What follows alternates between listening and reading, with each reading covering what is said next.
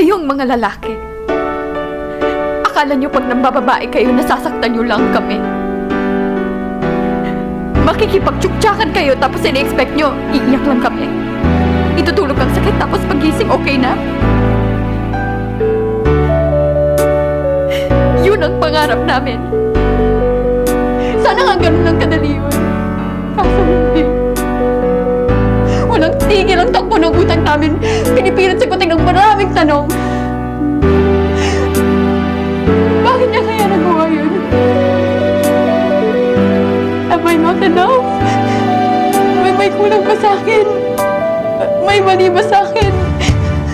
Pangit ba ako?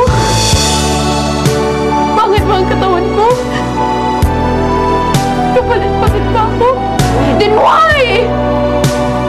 Bakit mo ako nagawang lokohin?